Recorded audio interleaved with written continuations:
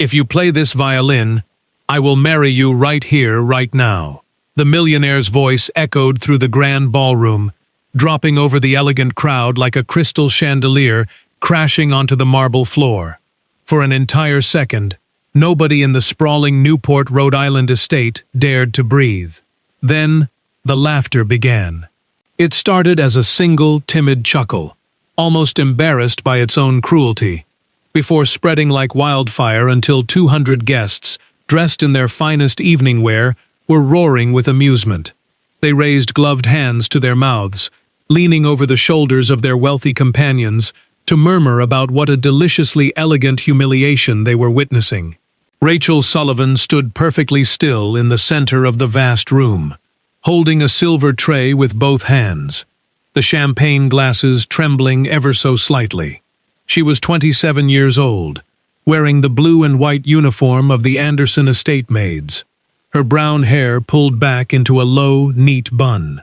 Her striking green eyes were fixed firmly on the polished parquet floor, desperately wishing it would swallow her whole. "Did you not hear me?" Maxwell Anderson pressed, taking a confident step forward with the effortless smirk of a man who had never lost a single thing in his life. He was 30 years old, turning 31 tonight, his dark hair slicked back immaculately above a tailored black tuxedo that hugged the athletic frame of a man who spent his Sundays playing polo on the sprawling lawns of his estate. In his right hand, he held a honey-colored wooden violin, extending it toward her much like one might dangle a scrap of meat before a stray dog just to watch it jump. He was the master of the house, the sole heir to the largest real estate empire on the East Coast, celebrating his birthday surrounded by the most powerful elite of New York and New England.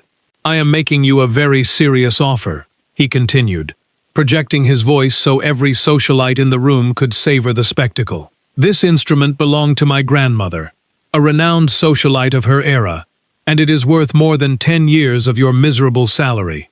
I swear before all these witnesses that if you can play it, if you can pull even one decent melody from its strings, I will marry you this very night."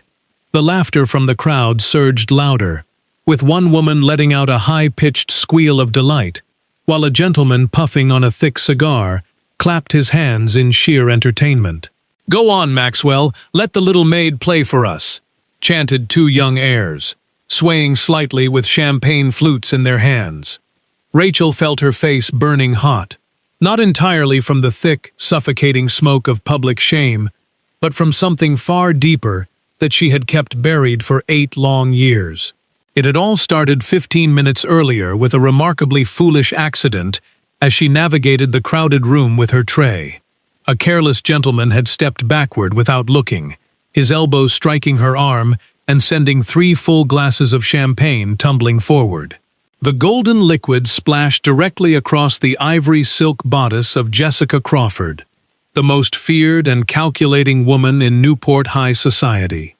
Jessica had spent the last 6 months weaving a patient, sticky web around Maxwell Anderson, fully intending to secure a diamond ring by the end of the social season. "You stupid, clumsy creature," Jessica had shrieked, leaping backward as the dark stain expanded across her impossibly expensive gown. "Do you have any idea how much this dress costs? It is worth more than your entire miserable life." Rachel had immediately murmured a quiet apology, quickly pulling a clean cloth from her apron to help, but Jessica aggressively slapped her hand away. "Do not touch me with your filthy hands," Jessica spat, turning her furious gaze toward their host. "Maxwell, darling, please tell me you are going to throw this incompetent girl out onto the street immediately." That was when Maxwell, watching the dramatic scene unfold with the bored elegance of a man who had seen everything money could buy, allowed a slow, predatory smile to creep across his face. "Simply firing her would be far too boring," he declared smoothly. "Why don't we have a little bit of fun first?"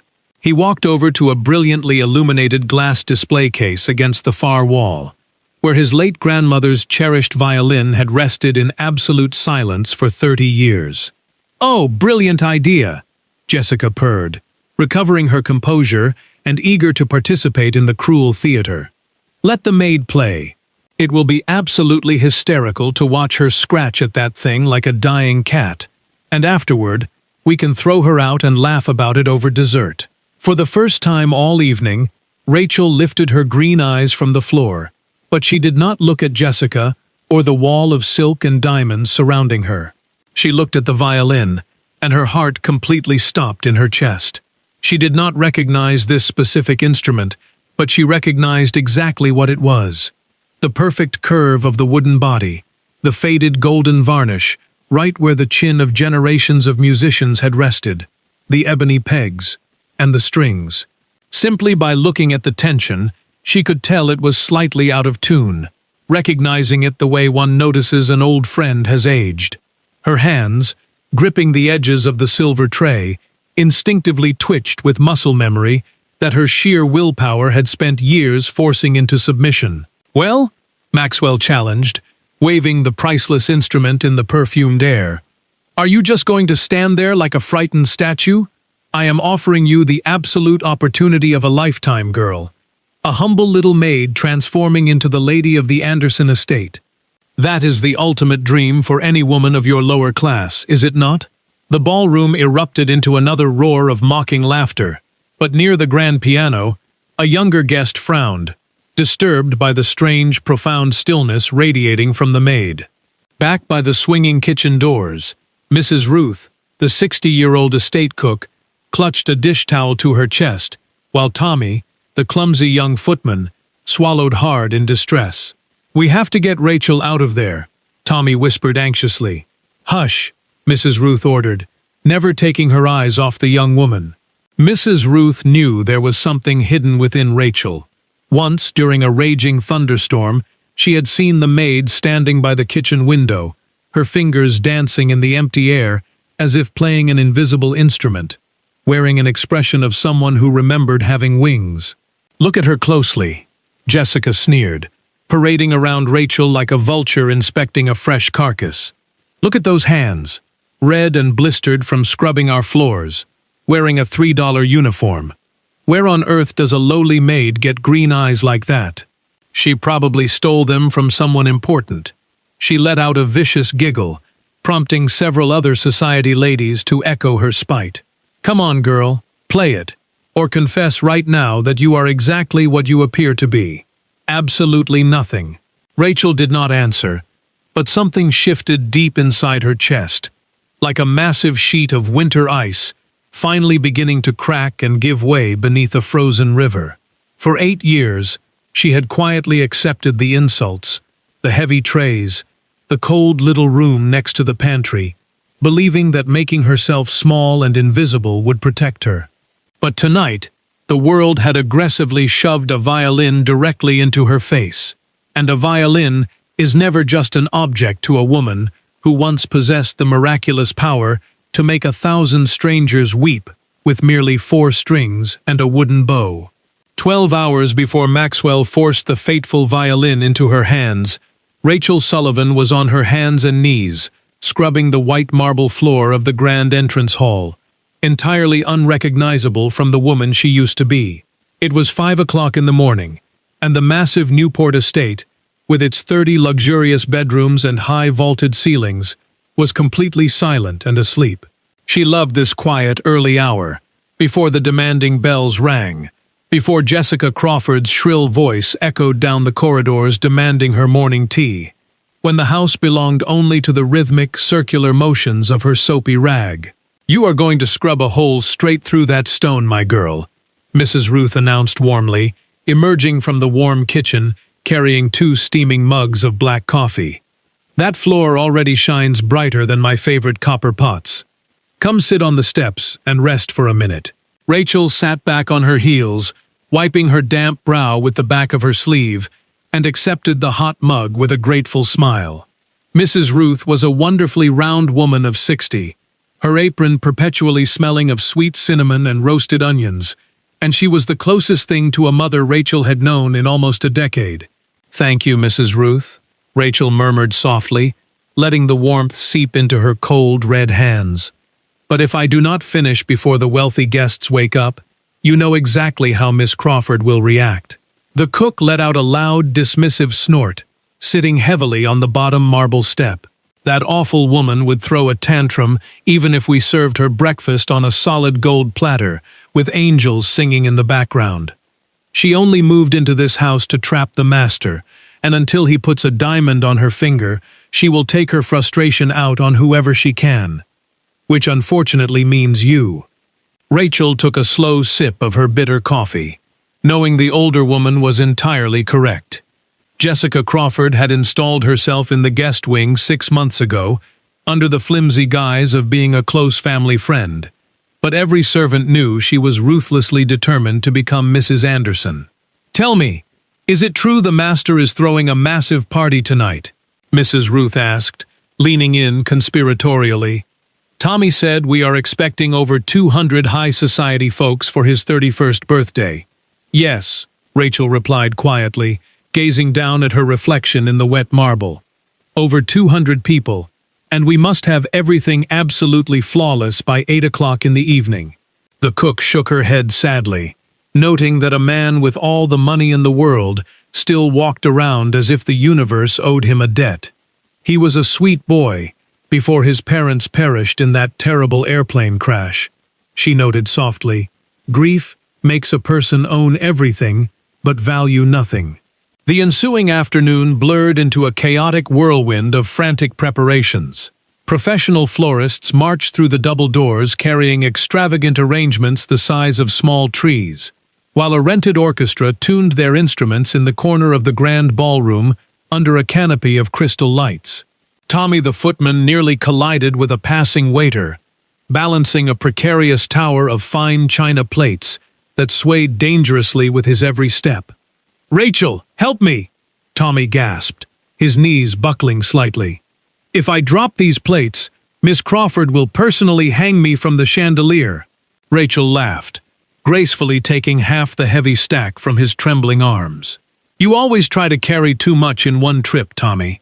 The young footman sighed dramatically, declaring that, in this house, you lose even when you win, before scurrying off toward the dining room. "Hey, the one with the green eyes." Jessica's sharp voice sliced through the corridor like a freshly sharpened blade. Rachel stopped immediately, clutching a bundle of fresh white tablecloths tightly to her chest. "Go up to my suite, and carefully iron the ivory silk dress I left on the bed," Jessica commanded with a cruel smirk. "And if you make a single incorrect crease, I swear I will have you thrown out onto the street without a single letter of recommendation. Do you understand me?" "Yes, ma'am," Rachel replied softly, keeping her eyes cast downward to hide the flash of resentment. "How beautifully obedient," Jessica mocked loudly for her passing friends to hear. "People of your class always know exactly where they belong." Rachel walked silently up the grand staircase, knowing that arguing would only extend her punishment. Alone in the extravagant guest bedroom, while meticulously pressing the delicate ivory silk, Rachel paused to look at herself in the massive, gold-framed floor mirror. A pale, exhausted maid with dark shadows under her bright green eyes stared back, looking like an absolute stranger. "Where did you go?" she whispered to her reflection. 8 years ago, in another city, she was Rachel Sullivan, the famous child prodigy whose name glowed brightly on prestigious theater marquees. By the age of 7, she was playing complex concertos entirely from memory. By 12, she had debuted as a professional soloist, and by 19, severe critics hailed her as the miracle of the strings. She had a brilliant, golden future laid out before her, until a rainy night changed the trajectory of her entire existence in a matter of seconds. She closed her eyes tightly, but the memory rushed in with vicious clarity, as it always did when she lowered her guard. She saw her father, Ethan Sullivan, desperately turning the steering wheel as their car skidded across the slick black asphalt. The blinding headlights of the oncoming truck, the deafening shatter of glass, and then a profound silence. Ethan, her teacher and best friend, had died instantly, while Rachel survived with a shattered right hand and a broken heart that no surgeon could ever stitch back together. Though physical therapy eventually healed her bones, every time she picked up her bow, She heard the horrific crunch of metal and her father's final, desperate shout. Crushed by mounting medical debts and crippling trauma, she sold her custom-made violin, packed her faded press clippings into a cardboard box, and buried Rachel Sullivan forever to become a nameless maid who scrubbed marble floors. Back in the brightly lit ballroom, the tension hung so thick it could be cut with a silver knife. Rachel took the ancient, honey-colored violin from Maxwell, handling it with a startling delicacy that severely contrasted with her red, blistered hands. She did not grab it like an unfamiliar object. She held it with the profound reverence of someone embracing a beloved family member who had returned from the dead.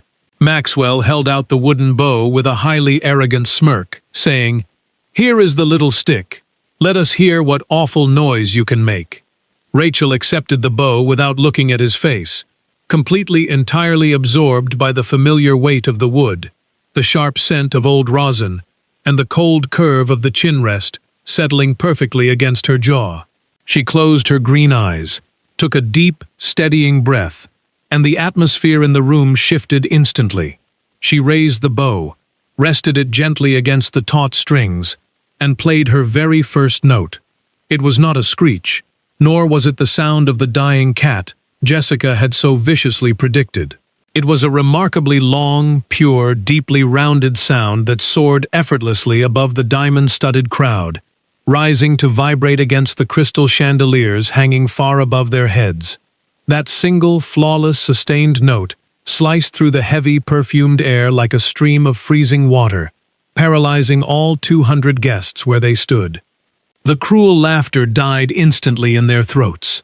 Rachel felt the music bypass her conscious thought, her fingers automatically finding the complex positions of the meditation from Thais, the exact same piece she had played 8 years ago on the last night she was ever truly alive. The melody poured out of her soul not as a distant memory, but as a fresh, bleeding wound opened for the entire world to witness.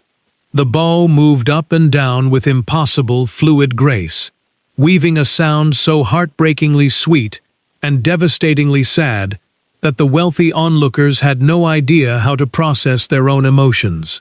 A society matron who had been mocking her just moments before suddenly pressed a gloved hand to her quivering lips. An elderly gentleman sitting near the grand piano closed his eyes tightly as a tear slipped down his wrinkled cheek. The music did not merely enter their ears, it bypassed their logic and pierced directly into their chests, speaking to whatever secret grief each person carried.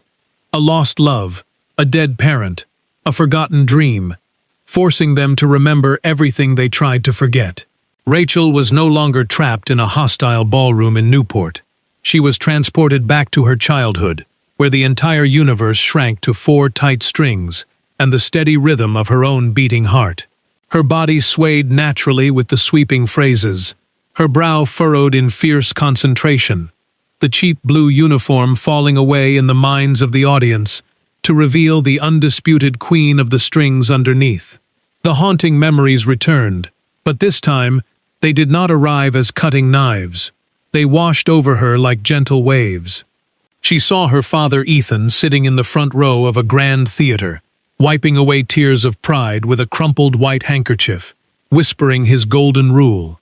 "Do not play for the critics, my girl. Play for those who are gone, because music is the only language that crosses over to the other side." In the very back row of the stunned crowd, Arthur Belmont, a highly respected elderly patron of the New York Symphony, leaned heavily on his wooden cane, his eyes wide with absolute shock. He had spent 60 years listening to the most magnificent violinists across the globe, and the unique, breathtaking way this young woman attacked the phrasing stirred a deeply buried memory in his mind. "I have heard this exact sound before," the old man thought wildly, his heart racing. Maxwell Anderson's arrogant smile had vanished completely. Standing merely 3 feet away, his champagne glass forgotten in his hand, he stared at his maid, as if seeing a divine apparition. This woman he had meant to humiliate was playing his late grandmother's instrument, with a level of virtuosity he had never witnessed in his entire privileged existence. The mockery frozen on Maxwell's face rapidly melted into profound astonishment, followed swiftly by a crushing wave of deep shame. But there was something far more terrifying happening beneath his ribs. The achingly familiar melody was violently dragging the ghost of his dead mother back into the room. His mother used to play this very violin when he was a small boy, the sweet notes lulling him to sleep through the heavy oak doors of his childhood bedroom. When her airplane tragically crashed into the ocean, he had banished the instrument into a glass cage, forbidding anyone to ever make it sing again, because the grief was entirely too much to bear. Now, this humble maid had unlocked the cage, and the beautiful, agonizing voice of his mother was flooding the ballroom, cracking the thick ice that had encased Maxwell's heart for almost 2 decades. Jessica Crawford was currently experiencing the most spectacular nightmare of her carefully calculated life.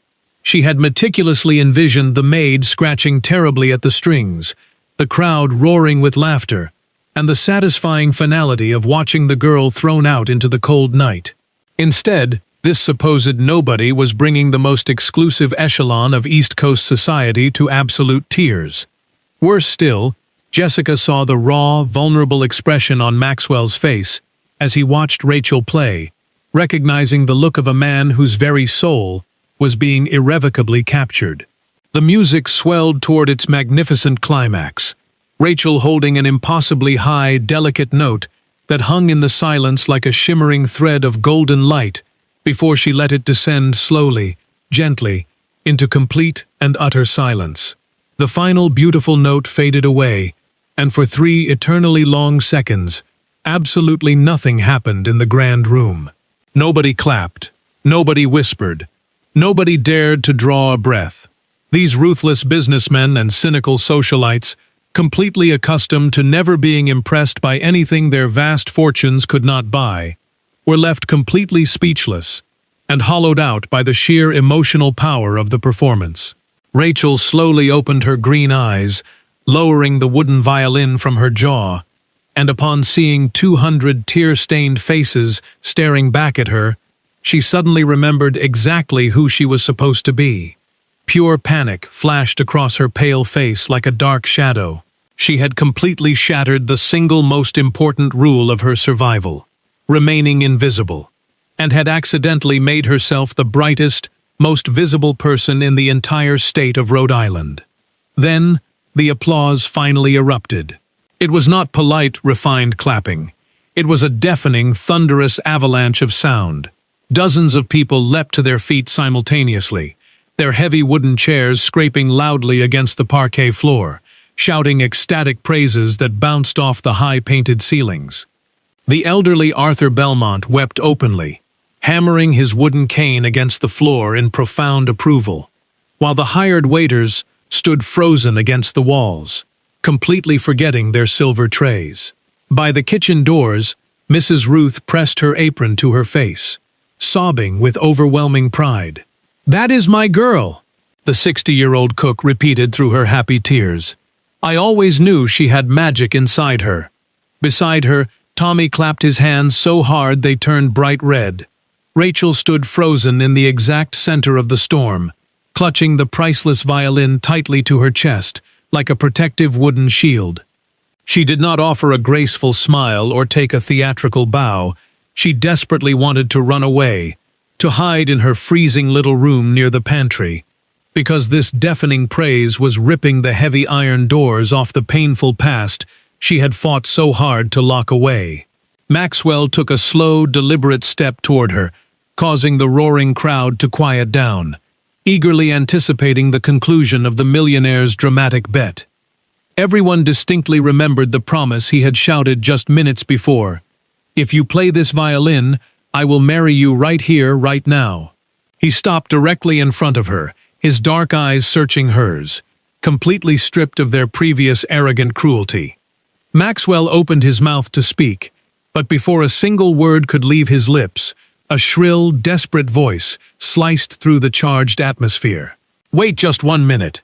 Jessica Crawford marched toward them, her face heavily distorted with ugly rage, a twisted smile plastered over her panic. Before anyone does anything utterly foolish, there is something you all need to know about this manipulative little creature.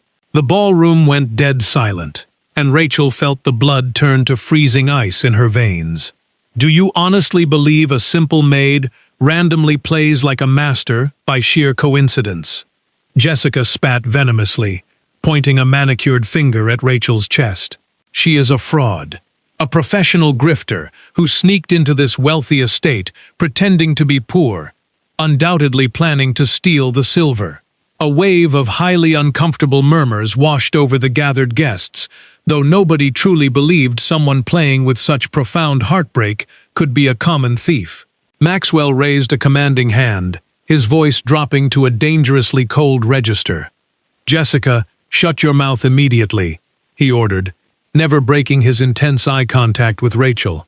It was as though he had physically struck the socialite, causing Jessica to step backward in pale, trembling fury. "We have all just witnessed a miracle that none of our vast millions could ever purchase," Maxwell stated firmly, turning his full attention back to the trembling maid. "Now, please tell me, what is your real name? The name you had before you put on that uniform." 200 pairs of eyes burned into Rachel's skin.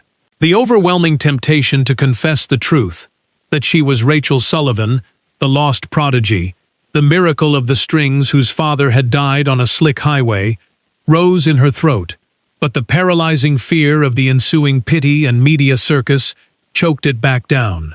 "I am just Rachel," she whispered, her voice shaking violently. "I am just the maid, and I do not want your money, your attention, or your marriage proposal.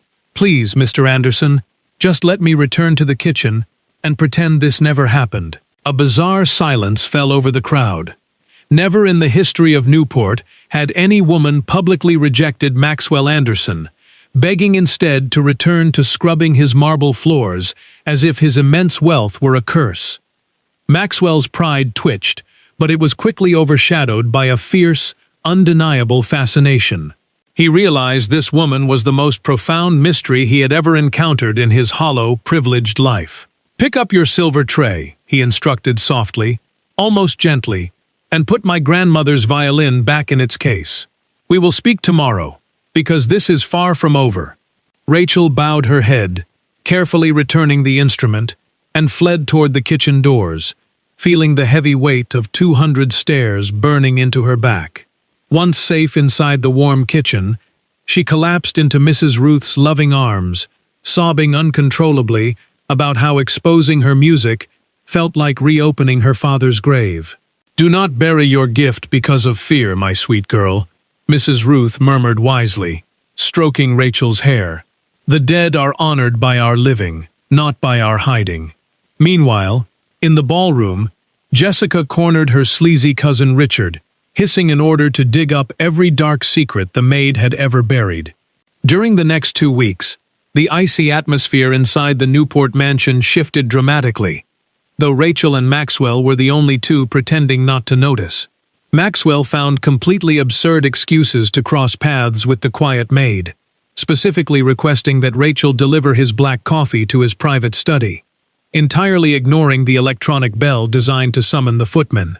He would purposefully wander down to the bustling kitchen, lingering far longer than appropriate, leaning against the counter to listen to Mrs. Ruth's stories, while stealing lingering glances at the girl with the bright green eyes.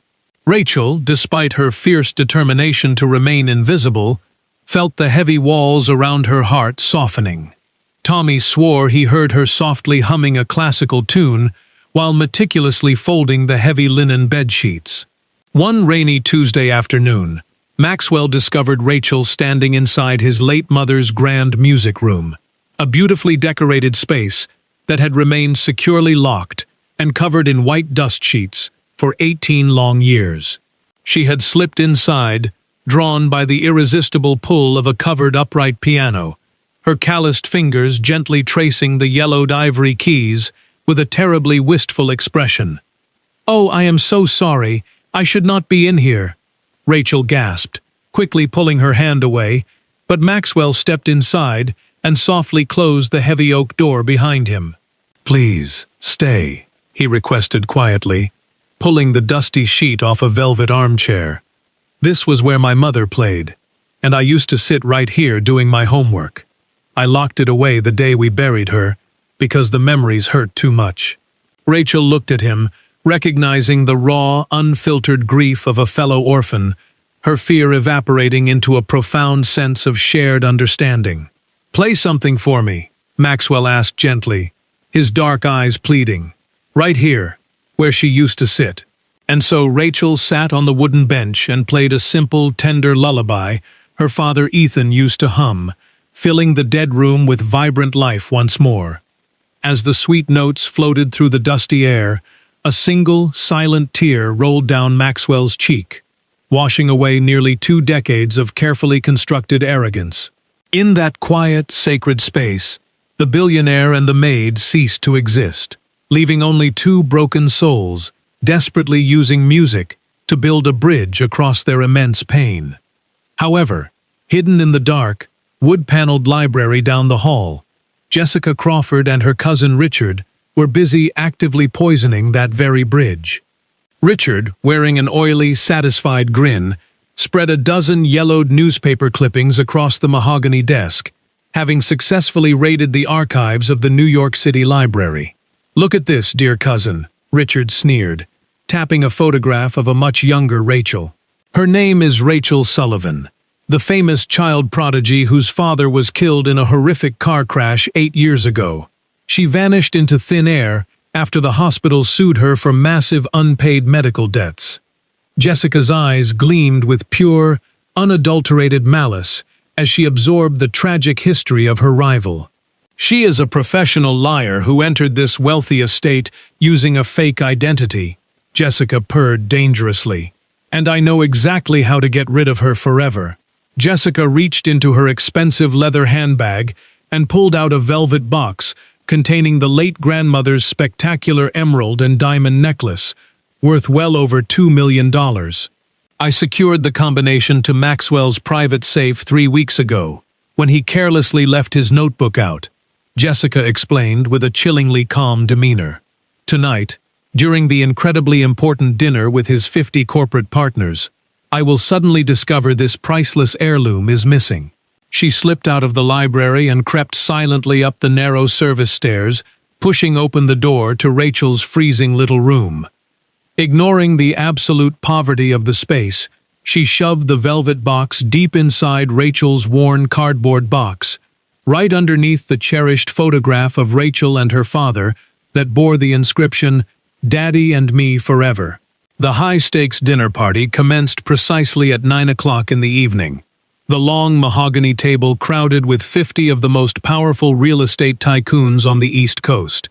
Jessica sat strategically to Maxwell's right, wearing a stunning red dress, her sharp eyes missing nothing as Maxwell's gaze continuously darted toward Rachel, who was quietly pouring expensive red wine at the far end of the room. When dessert was finally served, Jessica suddenly gasped loudly, bringing both of her manicured hands dramatically to her bare collarbone. "Oh my heavens! The emerald necklace!" she cried out, her voice echoing off the vaulted ceilings.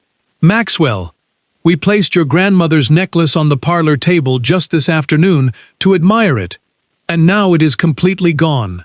A heavy, uncomfortable silence descended upon the 50 powerful guests, their forks freezing mid-air over their chocolate soufflés. "That is impossible," Maxwell frowned deeply, setting down his crystal glass. "I personally locked that necklace inside the wall safe. No, darling, it is missing, and the only people who have been upstairs today are the servants," Jessica insisted, projecting her voice so every corporate partner could hear her feigned distress. "For the honor of your family name, Maxwell, you must have the security team search the staff quarters immediately, starting with that green-eyed maid who lied about her true identity." Rachel, standing by the antique sideboard with a silver tray in her hands, felt the floor vanish entirely beneath her feet. Less than 10 minutes later, a burly estate security guard marched heavily down the grand staircase, gripping the familiar velvet box in his large hands. He stopped at the head of the dining table and snapped the box open, revealing the massive emerald and diamond necklace glittering maliciously under the crystal chandelier. "I found it hidden deep inside a cardboard box under the bed in the maid's room, sir," the guard announced gruffly. A collective gasp of sheer horror rippled through the 50 wealthy dinner guests. Rachel's face drained of all color, her trembling hands losing their grip on the heavy silver tray, which crashed violently onto the marble floor in an explosion of shattered glass. "No, I swear I did not take it," Rachel cried out, pressing her back against the wall. "Mr. Anderson, please, I would never steal anything from you." Mrs. Ruth pushed violently through the swinging kitchen doors, her face bright red with absolute fury. "That is a wicked lie!" the 60-year-old cook bellowed, pointing an accusing finger at Jessica. "Sleeps in a freezing room without heat, and has never asked for a single extra penny. Only a complete fool would believe a real thief hides priceless jewels in their own tiny closet, where anyone could find them. Ask yourselves who truly benefits from this girl being thrown out." "Silence, you insolent old woman, or I will have you thrown into the street as well," Jessica shrieked, momentarily losing her carefully crafted, elegant composure. "Do you see the absolute chaos you have allowed in your home, Maxwell? A den of thieving servants covering for each other." Every eye in the opulent dining room swung heavily toward Maxwell Anderson, waiting to see how the powerful tycoon would handle this scandalous betrayal. Maxwell stared at the glittering emeralds on the table, then at his 50 judgmental corporate partners, and finally at Rachel, whose beautiful green eyes were pleading with him to trust the connection they had built. But the immense pressure of his social standing, combined with Jessica's relentless venom, forced a tiny, fatal drop of doubt into his mind. "You lied to me about your real name when you applied to work here," Maxwell said slowly, his voice sounding hollow and strange in his own ears. "Why should I believe you are telling the truth now?" The agonizing question struck Rachel harder than any physical blow ever could, instantly killing the fragile hope that had begun to bloom in her chest. He did not look like a man who believed in her. He looked exactly like a cold, calculating judge weighing a bad investment. "I told you my deepest, most painful truth yesterday in the music room," Rachel whispered, a single tear cutting a hot path down her pale cheek. "I gave you the most broken parts of my soul, and the moment it becomes inconvenient, you choose to doubt me. Do not play the victim," Jessica snapped triumphantly. "Throw the thief out, Maxwell, before I call the police myself." "I will not call the authorities," Maxwell stated firmly, refusing to look at Rachel's shattered expression. "But I cannot have a suspected thief working in this house. Pack your meager belongings and leave my property tonight." Rachel stood perfectly straight, wiping the tear from her face, suddenly finding a reservoir of profound, unbreakable dignity. "I will leave, Mr. Anderson, but not because I am guilty," Rachel said, her voice ringing clear and steady through the massive dining room. "I am leaving because I refuse to remain in a place where I am not believed, and I truly hope your cold jewels keep you warm at night." She untied her white apron, laid it carefully over a velvet chair, and walked out the back door without ever looking back. After being falsely accused and humiliated, Rachel left Maxwell's mansion and walked 3 kilometers through a freezing rainstorm, with only her father's photograph, promising she would never allow anyone to silence her music again. Back at the mansion, Maxwell discovered security footage, proving that Jessica had stolen the necklace, planted the evidence, and framed Rachel. Overwhelmed with guilt, he admitted his cowardice, while Mrs. Ruth demanded he publicly correct the injustice. The following afternoon, Maxwell gathered the same guests who had witnessed Rachel's humiliation and exposed Jessica's crimes before everyone. The scandal destroyed Jessica's reputation. Richard confessed his involvement, and both were permanently cast out of society. Determined to make amends, Maxwell recovered Rachel's treasured violin from a collector and found her at a small repair shop in Boston. Instead of asking for forgiveness, he returned the instrument and promised to become someone who would protect her music rather than silence it. Rachel accepted the violin and, As its beautiful sound filled the room, the pain of the past finally began to heal. 6 months later, she performed triumphantly before a sold-out audience at New York Symphony Hall, while Maxwell proudly watched from the front row. Their journey revealed that true strength comes from facing the past instead of hiding from it. That love requires patience, forgiveness, and courage. And that healing begins when we choose authenticity, redemption, and the willingness to let both music and compassion guide our lives.